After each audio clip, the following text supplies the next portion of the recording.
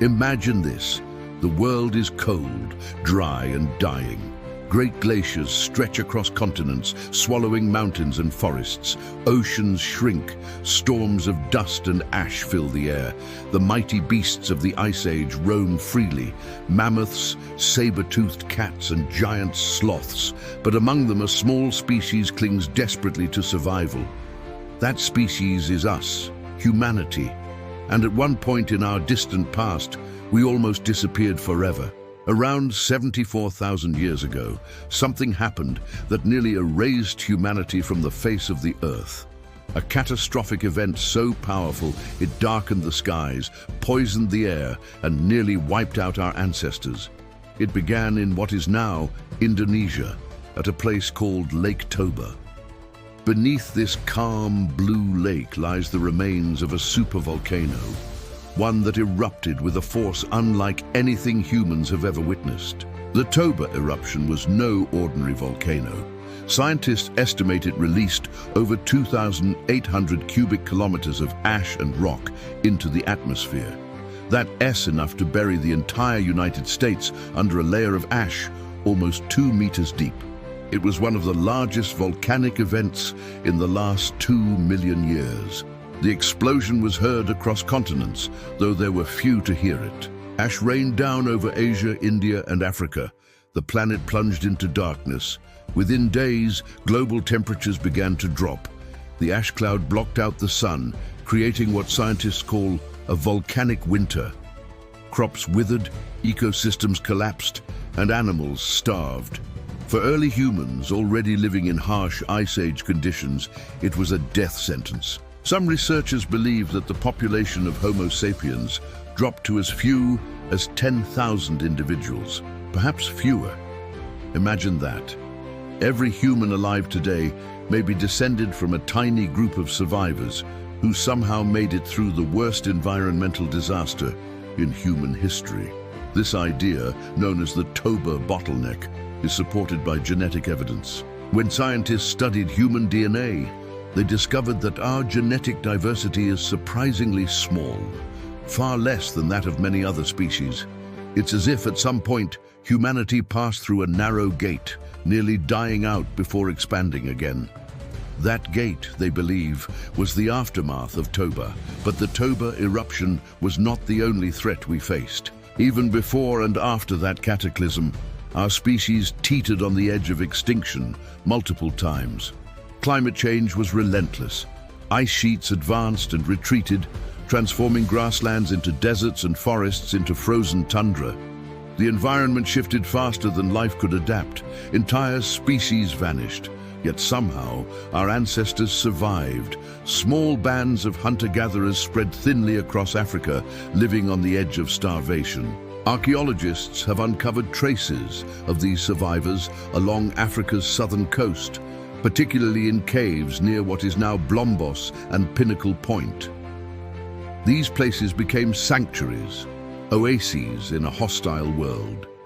Here, early humans learned to use the sea as a source of food. They gathered shellfish, fished with bone hooks, and learned to cook with fire. For the first time, they began to think differently, to innovate, to plan, to imagine. Inside those caves, scientists found some of the earliest evidence of symbolic thought. Carved pieces of ochre with geometric designs, beads made from shells, and tools more advanced than anything found before. These were not just survival tools. They were signs of creativity, of identity, of culture. While the rest of the world froze, these humans built the foundation of what we would one day call civilization. It's hard to imagine the fear they must have lived with.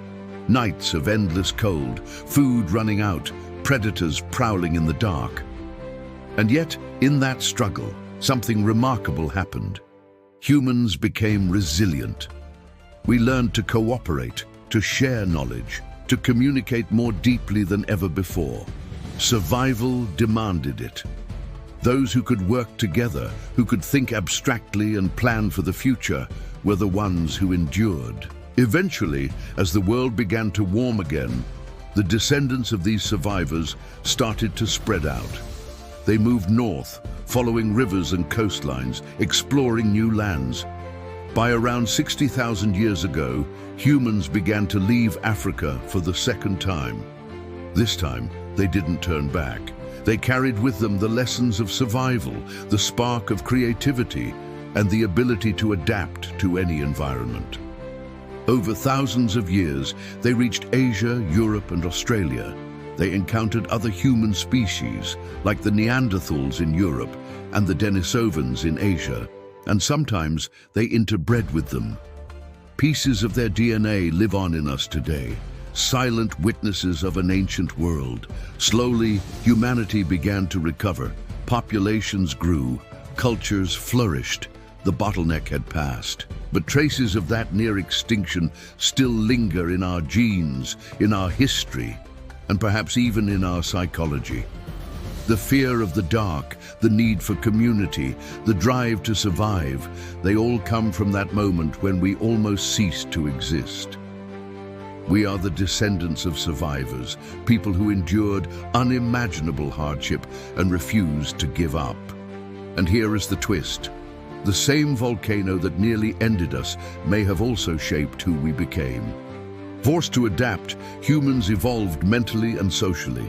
The disaster pushed us to innovate, to create art, language, and complex societies.